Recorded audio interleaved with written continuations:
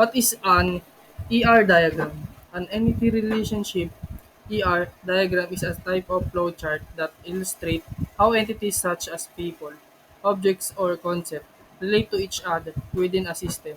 ER diagrams are most often used to design or debug relational database in the fields of software engineering, business information system, educations, and research, also known as ERDs or ER models. They use a defined set of symbols such as rectangle, diamonds, ovals, and connecting lines to depict the interconnectedness of entities, relationship, and their attributes. They mine ano, may they mirror grammatical structure with entities as nouns and relationship as verbs. This is the example of no, uh, ER diagram. Ray of round. This is the example. Hockey game. Game scores. Round stats. Team. Dito. The user info. User. Stats picks. User scores picks. ER diagrams are related to data structure diagram, which focus on the relationship of elements within entities instead of relationships between entities themselves. ER diagram also are often used in conjunction with data flows diagram (DFDs), which map out a flow of information for processes or system. Is an example of DFDs diagram flowchart. Oo, kunin mo na. History of PR models. Peter Chen, currently a faculty member, uses of entity relationship diagram, database design. ER diagram are used to model and design relational database in terms of logic and business rules in a logical data model, and in terms of the specific technology to be implemented in a physical data model. In software engineering, an ER diagram is often an initial step in determining requirements for an information system project. It's also later used to model particular database or databases. A database has an equivalent relational table and can potential be expressed that way as needed. Data-based troubleshooting. ER diagram are used to analyze existing databases to find and resolve problems in logic or deployment. Drawing the diagram should reveal where it's going wrong. Business information system. The diagram are used to design or analyze relational database used in business processes. In a business process that use fielded data involving entities, action, and interplay can potentially benefit from a relational database. It can streamline processes, uncover information more easily, and improve results. Business process re-engineering of BPR. ER diagram helps in analyzing database used in business process, re-engineering, and in modeling a new database setup. Education. Databases are today's the method of storing relational information for educational purposes and later retrieval. So ER diagrams can be valuable in planning those data structures. Research. Since so much research focuses on structured data, ER diagrams can play a key role in setting up useful database to analyze the data, the components of and features of an ER diagram. ER diagrams are composed of entities, relationships, and attributes. They also depict cardinality, which defines relationship in terms of numbers. Here's a glossary. Entity. A definable thing such as a people, a person, object, concept, or event that can have data stored. about it.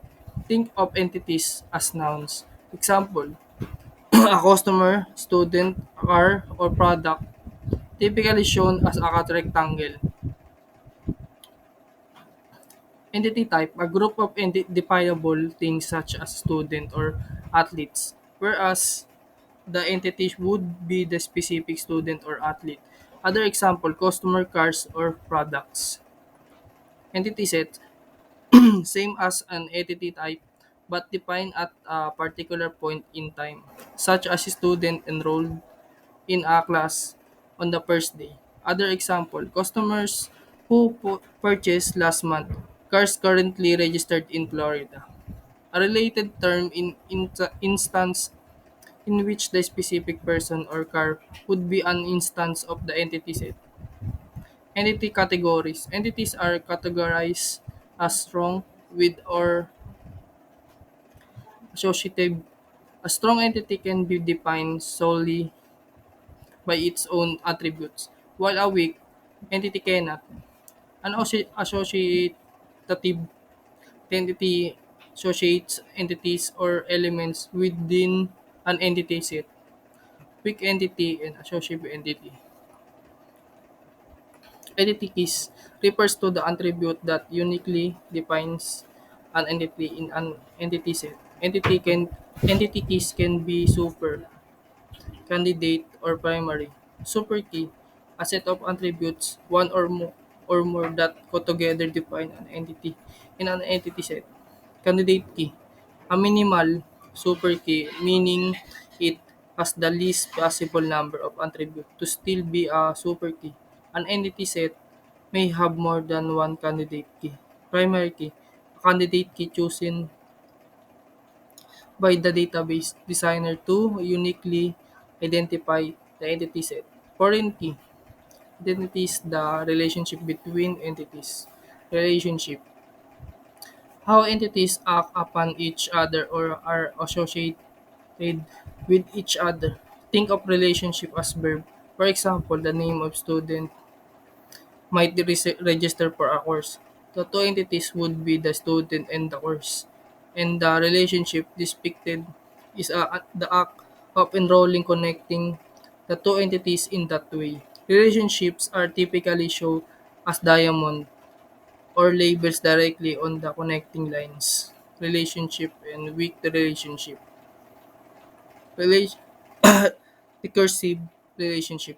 The same entity participates more than once in the relationship. Attribute, a property or characteristics of an entity, often show as an oval or circle, is the type.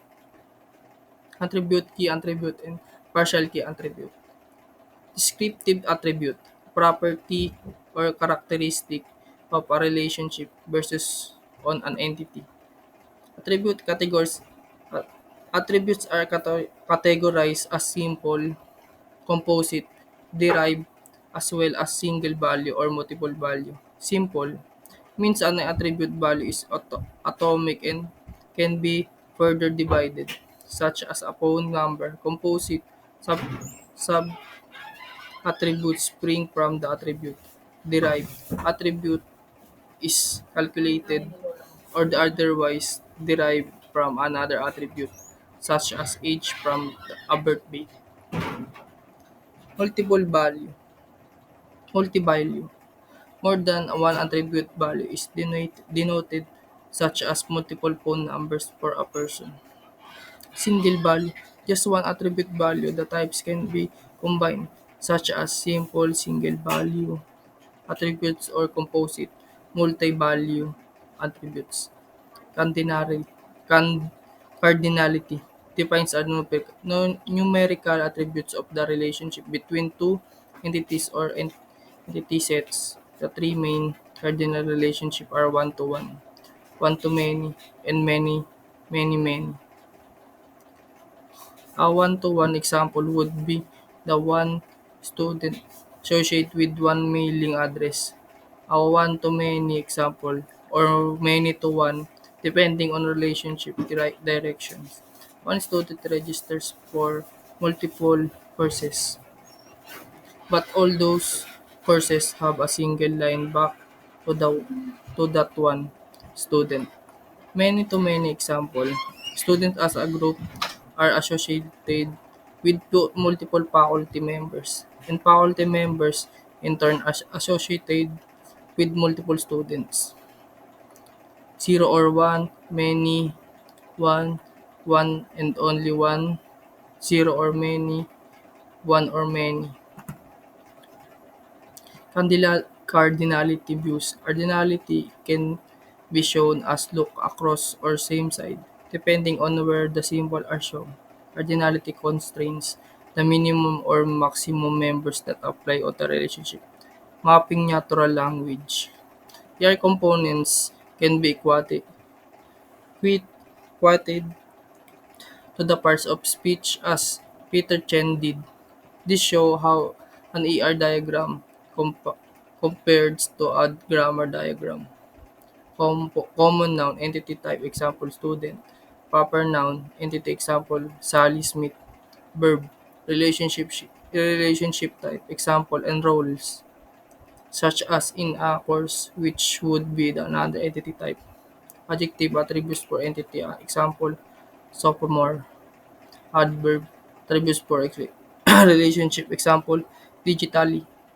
A database, query language and role actually mimics a natural language contracts. And role is based on the shape relational algebra (RRA) and works with ER models, capturing their linguistic aspect. E- ERD symbol and notation. There are the several notation systems which are similar but vary in a few specific. Here's the example.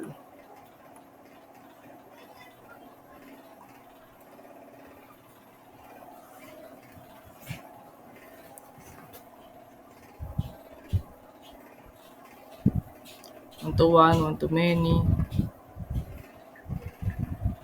relationship.